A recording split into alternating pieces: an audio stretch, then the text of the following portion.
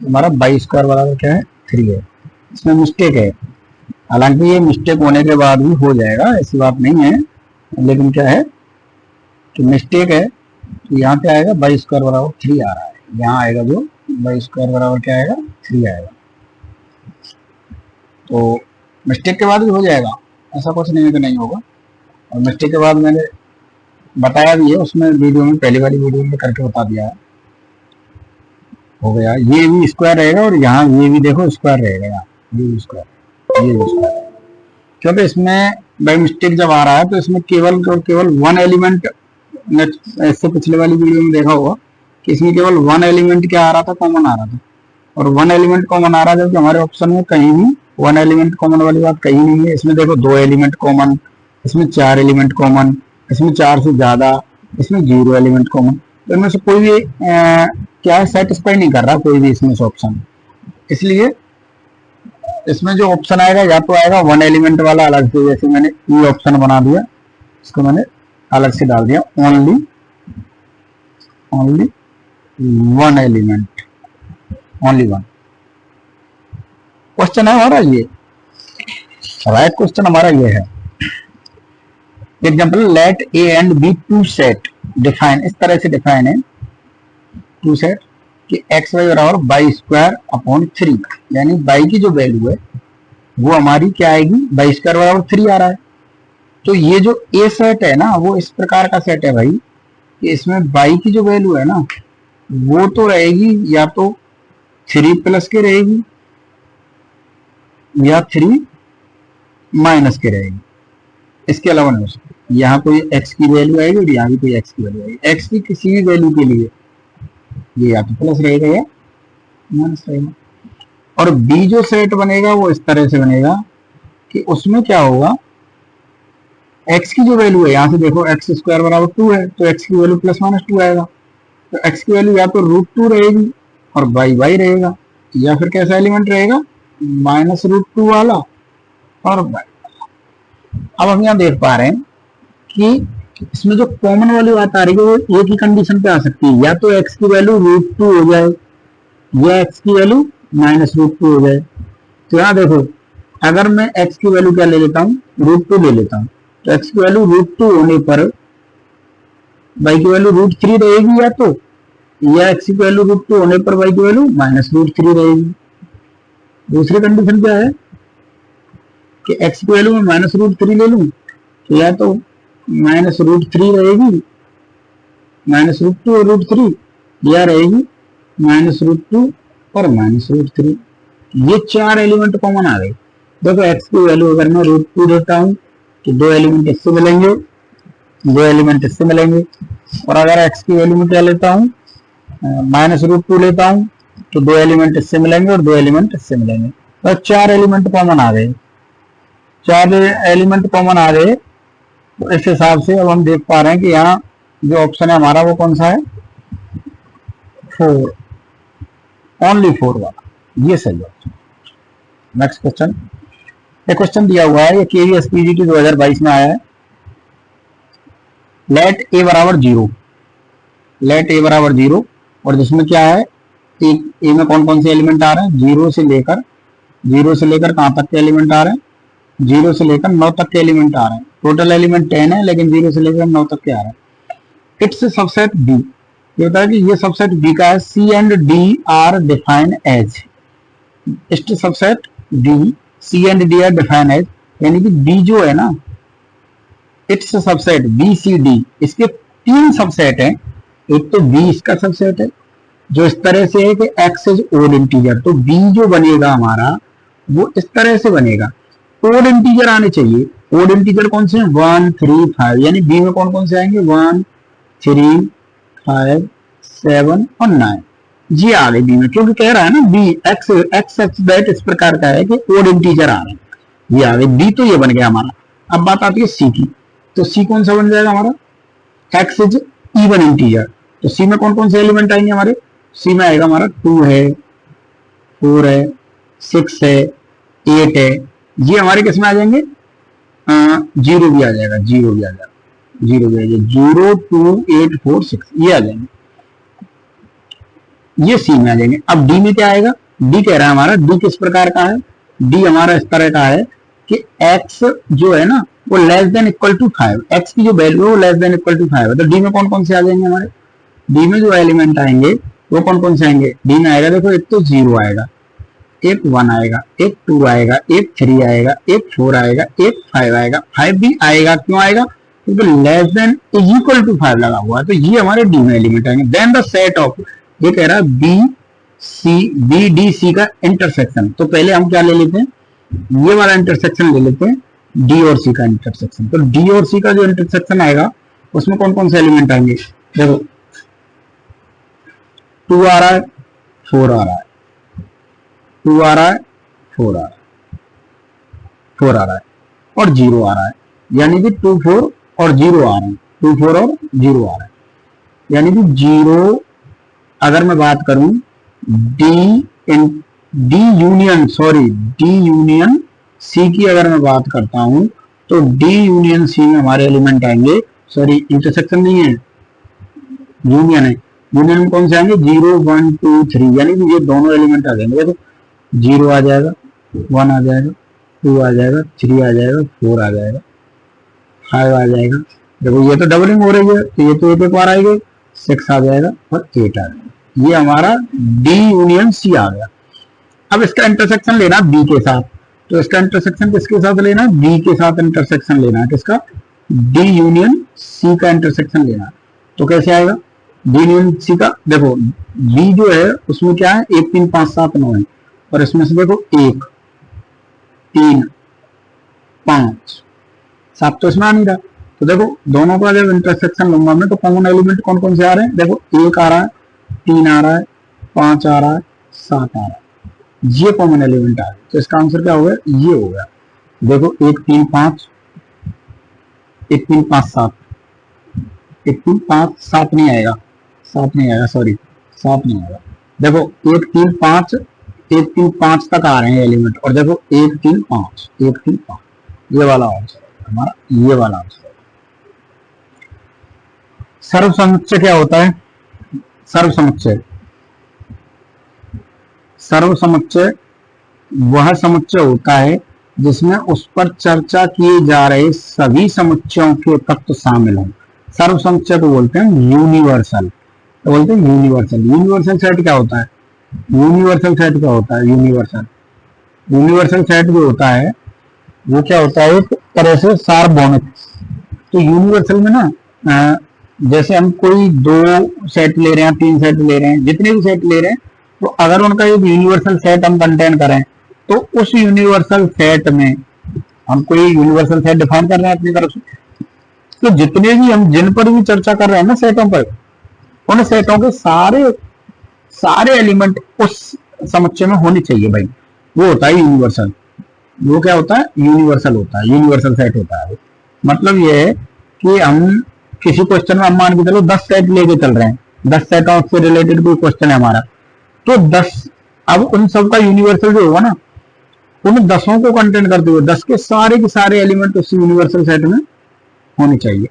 जैसे मैं बात करूं यूनिवर्सल सेट ऐसा कोई फिक्स नहीं होता। जैसे मैं बात करूं कि ये एलिमेंट है मेरे पास और उसमें 1 2 3 एलिमेंट है, और बी कोई एलिमेंट है, बी कोई सेट है उसमें 3 4 5 एलिमेंट है, तो इन दोनों को मिलाकर मैं यूनिवर्सल सेट अगर बनाऊं, इन दोनों के लिए यूनिवर्सल सेट मिनिमम ये तो होगा ही होगा, 1 2 3 4 5, इससे बड़ा ही हो सकता है, इससे कम नहीं होगा, क्योंकि दोनों के एलिमेंट उसमें मिलने चाहिए।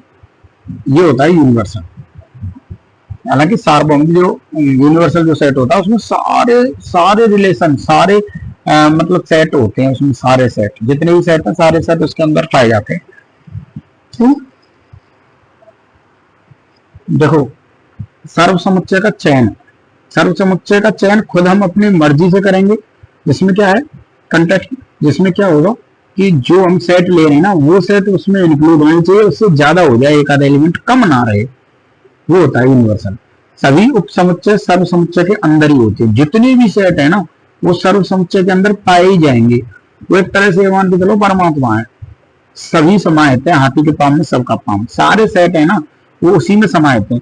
अगर मैं बात करूं कि ए कोई सेट है तो वो किसका सबसेट है, यूनिवर्सल का। बी कोई सेट है वो भी किसका सबसेट है, यूनिवर्सल का। मतलब यूनिवर्सल जो है वो सार्वभौमिक, सार्वभौमिक सत्य मतलब वो क्या है, सबसे बड़ा है, सबसे बड़ा है वो, उसमें सभी समाहित रहते हैं। सभी समुच्चयों की बात करें तो एक ही सर्व समुच्चय के संदर्भ में दी जाती है। सभी समुच्चयों की बात मतलब जितने भी समुच्चय हम दे रहे हैं उन सबका यूनिवर्सल क्या हुआ, एक ही रहेगा। और यूनिवर्सल को देखो, यहाँ देखो वेन डायग्राम में सर्व समुच्चय को या यूनिवर्सल को एक आयत रेक्टेंगल से व्यक्त करते हैं। यूनिवर्सल सेट किससे व्यक्त करते हैं, रेक्टेंगल से। जब आप वेन डायग्राम पढ़ोगे तो वहां देख पाओगे कि ऐसे करके यूनिवर्सल सेट बनता है एक रेक्टेंगल से, यू, ये होता है यूनिवर्सल सेट। इसी में सारे सेट होते हैं। जैसे हमने ए ले लिया वो भी इसी में होगा, तो बी ले लिया वो भी इसी में होगा, ठीक है, यूनिवर्सल में होते हैं और उसको आयत से दर्शाते हैं। मान लीजिए हम केवल संख्याएं 1 से 10 तक की बात कर रहे हैं, मान के चलो 1 से 10 तक का कोई सेट ले लिया हमने, ये ले लिया, हमारा सर्व समुच्चय हुआ 1 से 10 तक का। तो इसमें दो समुच्चय हो गए, मान के चलो, देखो यू ले लिया हमने 1 से 10 तक, ए ले लिया हमने 2 4 6 और बी ले लिया 1 3 5 7, जो ले लिया। तो जो ए और बी है ना उनका यूनिवर्सल है,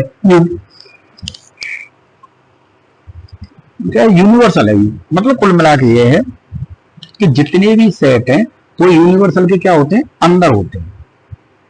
तो ए और बी कोई सेट है, उनका यूनिवर्सल अगर हमें कंटेन करना है भाई अपने हिसाब से कर लेंगे, क्योंकि ए और बी के जितने भी एलिमेंट है वो आ जाए और एक्स्ट्रा आ जाए। अगर हमारे पास तीन ही सेट है तो तीनों सेटों के एलिमेंट आ जाए। इसके बाद देखो पूरक समुच्चय क्या होता है। पूरक समुच्चय एक ऐसा समुच्चय होता है, ये विशेषकर एक समुच्चय का निकलता है। ये जो पूरक समुच्चय होता है ना, ये किसी विशेषकर एक किसका निकलता है, सेट का ही निकलता है। ये किसी एक विशेष सेट का होता है पूरक समुच्चय। कप्लीमेंट, जैसे कोई भी सेट होगा उसका हमें पूरक निकालना है, तो पूरक समुच्चय में वे एलिमेंट होंगे जो उस सेट में नहीं होंगे। किसी समुच्चय ए का पूरक कप्लीमेंट वह समुच्चय होता है जिसमें वे सभी तत्व होते हैं या अवयव होते हैं, तत्व या अवयव, वे सभी तत्व या अवयव या एलिमेंट होते हैं, वे सभी तत्व अवयव या एलिमेंट होते हैं जो सर्व समुच्चय में तो होते हैं, जो सर्व समुच्चय में तो सब है, लेकिन ए में नहीं होते। यानी ए के अलावा बाकी सारे एलिमेंट किसमें होंगे, ए के पूरक में होंगे। इसको ए डैश से व्यक्त करते हैं, ए की पावर सी से व्यक्त करते हैं और ए का पूरक भी पढ़ते हैं। जैसे मान के चलो यह मान लिया हमने ए में 2 4 और 6 है और ए का मुझे क्या निकालना है, कप्लीमेंट निकालना है, तो उसको क्या बोलूंगा मैं, ए डैश बोल दूंगा या क्या बोल दूंगा, ए की पावर सी, ए कप्लीमेंट सी, ऐसे बोल दूंगा। तो उसमें कौन से एलिमेंट होंगे, उसमें केवल और केवल क्या नहीं होंगे, 2 4 6 नहीं होंगे, उसके अलावा कुछ भी हो सकता है उसमें, यानी यूनिवर्सल के सारे। अगर यूनिवर्सल को मैं फिक्स कर दिया मैंने, मान के चलो 1 से 8 तक, तो 2 4 6 को घटा दो, यानी कि जो ए की पावर सी निकलेगा ना वो इस तरह से निकलता है u माइनस ए, ऐसे मान सकते हैं। यानी कि जो यूनिवर्सल है ना, यूनिवर्सल जो यूनिवर्सल है u माइनस ए, जो यूनिवर्सल है ना, यूनिवर्सल जो है उसमें से हम क्या कर देंगे, इसको घटा देंगे यूनिवर्सल में से, ये हो गया। यानी कि यूनिवर्सल कोई यूनिवर्सल सेट होगा हमारे पास। और अगर मैं बात करूं जैसे मान के चलो एक कप्लीमेंट, तो देखो 2 4 6 नहीं होने चाहिए उसमें केवल, तो कौन कौन से होंगे फिर, 1 होगा, 3 होगा, 5 होगा, 7 होगा, 8 होगा, ये होंगे। एक एक कप्लीमेंट में कौन से होंगे, ये वाले एलिमेंट, ठीक। ये देखो u माइनस ए, अब u भी हम, अब जरूरी नहीं है u 1 से 8 तक का ही लें, u 1 से 10 तक का ले लो, लेकिन u ऐसा लेना है कि 2 4 6 उसके अंदर होने चाहिए, u के अंदर, और एक एक कप्लीमेंट वो ऑटोमेटिकली घट जाएंगे। अब आता है डिफरेंस सेट। डिफरेंस सेट क्या होता है, जैसे कि नाम से अंतर करना है, हमें क्या करना है, केवल अंतर करना। डिफरेंस सेट क्या होता है, डिफरेंस सेट ऐसा सेट होता है जिसमें एक सेट में से दूसरे सेट के वो एलिमेंट आउट हो जाते हैं जो दोनों में कॉमन है। देखो दो समुच्चय का अंतर कहा जाता है इसको, यह बताता है कि एक समुच्चय में कौन से तत्व हैं जो दूसरे समुच्चय में नहीं है, एक समुच्चय में कौन से तत्व हैं जो दूसरे समुच्चय में नहीं है। इसका देखो अभी मैं बताऊं, एक एग्जांपल आएगा आगे पूरा टोटल क्लियर हो जाएगा। यदि दो समुच्चय ए और बी दिए गए हैं तो ए माइनस बी वो समुच्चय है, ए माइनस बी अंतर क्या कहते हैं, ए माइनस बी यानी ए माइनस बी अंतर सेट जो है वो ए माइनस बी कहलाता है। ए माइनस बी अंतर अलग हो गया और बी माइनस ए अंतर अलग हो गया, दोनों अलग अलग होंगे। ए माइनस बी का जो अंतर है वो कभी भी बी माइनस ए नहीं होगा। देखो बताऊंगा कैसे। वह समुच्चय होता है जिसमें केवल और वे तत्व होते हैं जो ए में होते हैं, केवल केवल वे ही तत्व होते हैं ए माइनस बी में जो केवल और केवल किसमें होंगे, ए में होंगे, लेकिन बी में नहीं होंगे, यानी कॉमन वाले जो एलिमेंट है वो घट जाएंगे। जैसे अभी मैं बात करूं, इतनी सारी लैंग्वेज पढ़ने की वजह एक ही चीज समझ में आएगी। यहाँ से देखो, यहाँ से टोटल दिमाग में बैठेगा ए बराबर क्या है हमारा 1 2 3 4 5 और बी बराबर है हमारा 3 4 6। तो अगर मैं ए माइनस बी करूंगा तो इसका मतलब ये है ए के एलिमेंटों में से बी के एलिमेंट घटा दूंगा। अब ए के एलिमेंट हमारे क्या हैं, ए के एलिमेंट हमारे 1 2 3 4 5 और बी के एलिमेंट क्या है हमारे, बी के एलिमेंट घटाने होंगे 3 4 6, ये बी के एलिमेंट घटाने होंगे। तो भाई बी के एलिमेंट देखो ये तो घटेगा नहीं क्योंकि एक तो इसमें है ही नहीं, दो भी बना रहेगा इसमें, 3 और 4 घट जाएंगे तो 3 और 4 गायब हो जाएंगे और 5 भी बना रहेगा, 6 इसमें है ही नहीं तो घटेगा। ये लो भाई वही एलिमेंट गए जो कॉमन एलिमेंट थे, वही एलिमेंट गए, यानी ए माइनस बी में से ए माइनस बी जो है वो क्या है, ये रहा। और अगर मैं यही बी माइनस ए करूं तो देखो दोनों में अंतर आ जाएगा, यानी 3 4 6 में से मुझे कौन से एलिमेंट घटाने, बी में से माइनस 1 2 3 4 5 ये वाले एलिमेंट घटाने। अब यहाँ क्या बचेगा, देखो 3 और 4 कॉमन है, ये तो घट जाएंगे, तो बचेगा क्या हमारे पास 6 बचेगा केवल। तो दोनों देखो ए माइनस बी और बी माइनस ए कभी बराबर नहीं होंगे, ये चीज देखनी है। ये दोनों क्या अंतर है। अब ए माइनस बी, अब एक चीज समझ में आ रही होगी ना, जो कॉमन एलिमेंट थे ना, जो मतलब घटे हुए हैं, वो ए इंटरसेक्शन बी ही तो घटे हैं, ए इंटरसेक्शन बी घटे। अभी मैं ए इंटरसेक्शन बी निकालूंगा तो वो भी कितना आएगा, 3 और 4 आएगा। देखो ए इंटरसेक्शन बी क्या आएगा, 3 और 4। तो ए माइनस बी को मैं इस तरह से तो लिख सकता हूँ, ए माइनस बी का मतलब यही तो हुआ, ए में से मैंने कौन से एलिमेंट घटा दिए, ए इंटरसेक्शन बी वाले एलिमेंट घटा दिए, ये लो। और अगर मैं बी माइनस ए की बात करूं तो वो क्या आ जाएगा हमारा, बी में से मैंने ए इंटरसेक्शन बी वाले एलिमेंट घटा दिए, दैट्स ऑल कंप्लीट। ये अलग से तुम्हारे फॉर्मूले बन गए, ये लो, ये तुम्हारे अलग से कंप्लीट।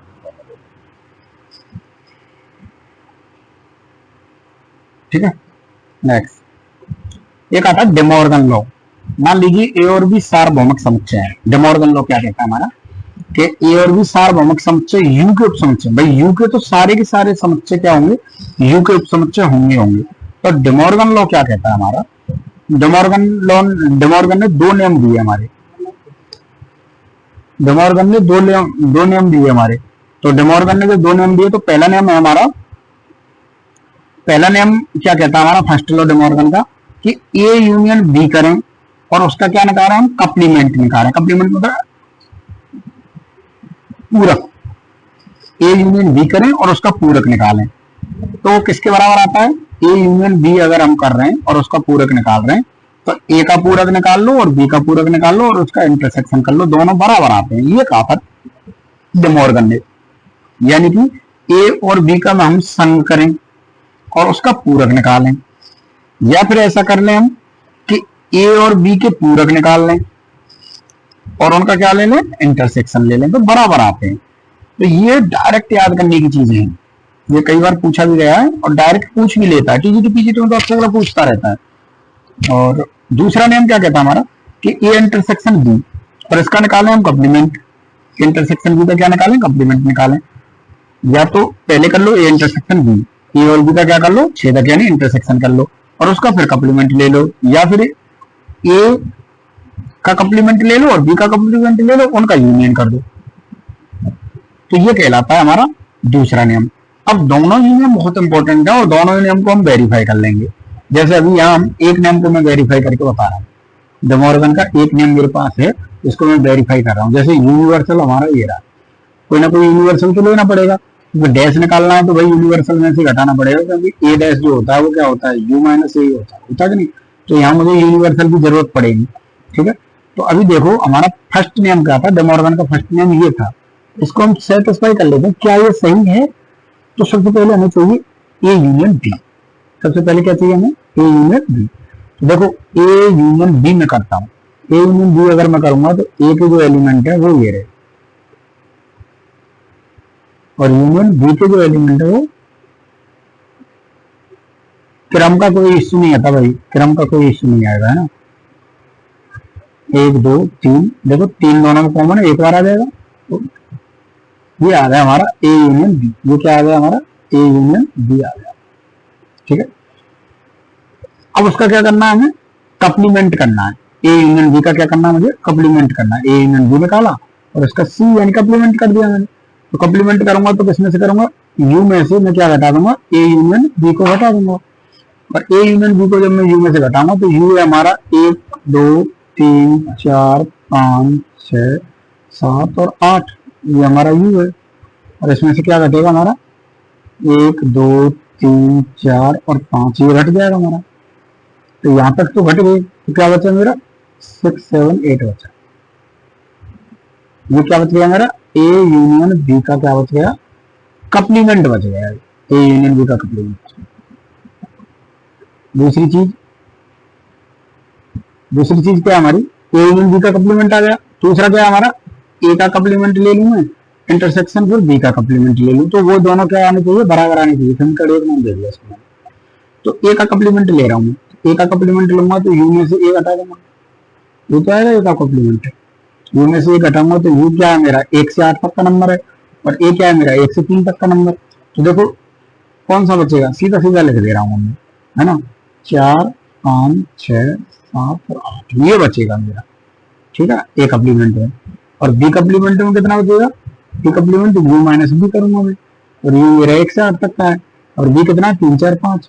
तो 3 4 5 के बाद कितना? 1 बचेगा, 2 बचेगा, 3 और 4 और 5 नहीं बचेंगे, 6 बचेगा, 7 बचेगा और 8 बचेगा। अब मुझे क्या करना है? ए डैश यूनियन, ए डैश यूनियन। अब मुझे करना है ए डैश, देखो ए डैश इंटरसेक्शन बी डैश, ए डैश इंटरसेक्शन बी डैश। अभी देखो ए डैश इंटरसेक्शन बी, ए डैश ये रहा मेरा, बी डैश ये रहा मेरा। क्या दिक्कत है भाई? 4 5 6, देखो 6 नहीं जाएगा, 6 आ गया। देखो मैं इधर से लिख रहा हूँ, देखो 4 है नहीं, इसमें 6 है, 7 है, ठीक है। कॉमन एलिमेंट तो लिखना है 8 है, ये लो। देखो 6 7 में समीकरण 1 और समीकरण दोनों क्या हो गए? इक्वल हो गए। तो मेरा पहला लॉ जो है ना डे मॉर्गन का पहला लॉ क्या हो गया? डे मॉर्गन का फर्स्ट लॉ क्या हो गया? प्रूव हो गया। फर्स्ट लॉ क्या हो गया? प्रूव हो गया, डे मॉर्गन का फर्स्ट लॉ, ठीक है। ऐसे हम सेकंड लॉ को प्रूव कर देंगे, खुद करना प्रूव, ठीक है। फिर आता है मेरा डिसजॉइंट सेट। देखो जैसे ही ये पूरा टॉपिक हो जाएगा उसके बाद हम क्या करेंगे? यूथ पब्लिकेशन की एक बुक है, उसमें ना सारे क्वेश्चन हमारे जो हमारे टीजीटी पीजीटी में आए हुए हैं, ऑल ओवर इंडिया में जहां भी क्वेश्चन आया हुआ है टीचिंग लाइन में, वो उसमें दिए हुए हैं। तो वही हम आपके लिए प्रैक्टिस के रूप में कराएंगे। डिसजॉइंट सेट क्या होता है? डिसजॉइंट सेट यानी विवादित समुच्चय, असंयुक्त बोलते हैं जिसको, असंयुक्त